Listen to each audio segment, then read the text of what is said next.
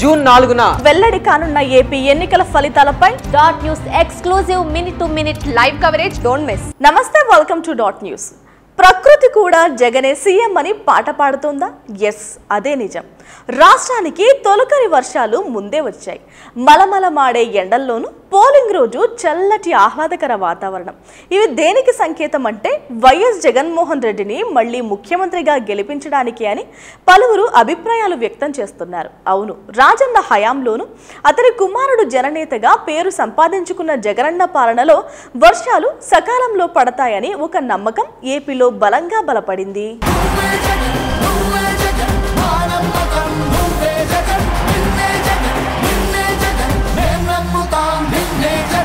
అసలు ఈ వానల పంచాయతీ ఏంటా అనుకుంటున్నారా?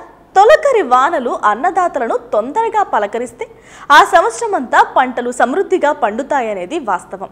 అన్నదాతలు సంతోషంగా ఉన్నప్పుడే రాష్ట్రం అభివృద్ధి దిశగా వెళ్తుందనేది మనందరికీ తెలుసు.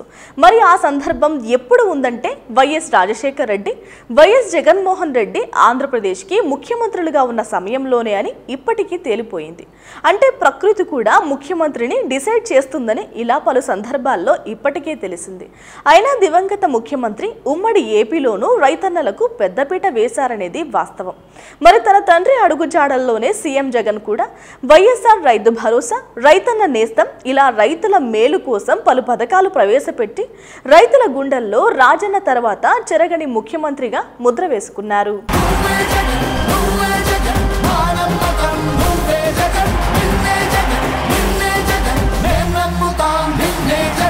చంద్రబాబు సీఎంగా ఉన్న ప్రతిసారి రాష్ట్ర ప్రజలు పశువులు ఆకలితో అలమటించడం నిజమని పలువురు విశ్లేషకులు అభిప్రాయం వ్యక్తం చేస్తున్నారు. చంద్రబాబు ముఖ్యమంత్రిగా ప్రమాణ స్వీకారం చేసినది మొదలు ఆ 5 ఏళ్లు రాష్ట్రం అప్పుల్లో కూరుకుపోవడం, కరువు రావడం, రైతులు ఇబ్బందులు పాలవడం జరిగిందని పలువురు చెబుతున్నారు. ఇంకో విషయం కూడా ఇక్కడ చెప్పుకోవాలి. మొత్తంగా చూస్తే ఈ 5 సంవత్సరాల నుంచి రైతుల ఆత్మహత్యలు కూడా లేవని వైసీపీ నేతలే అంటున్నారు.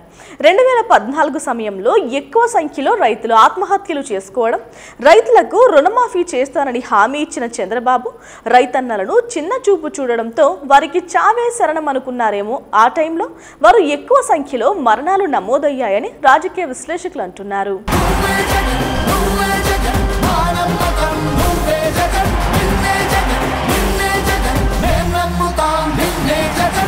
ఏది ఏమైనప్పటికీ ఈసారి ప్రకృతి కూడా జగన్ మళ్లీ సీఎం అవుతారనే సూచనలు ఇస్తుందని వైసీపీ ముఖ్య నేతలు, కార్యకర్తలు అంటున్నారు. అందుకే ఋతుపవనాలు కూడా ముందుగానే అడుగుపెట్టాయని కూడా చెబుతున్నారు. మరి వారి అంచనాలు ఎంతవరకు నిజమవుతాయో తేలాలంటే జూన్ 4 వరకు ఆగాల్సిందే.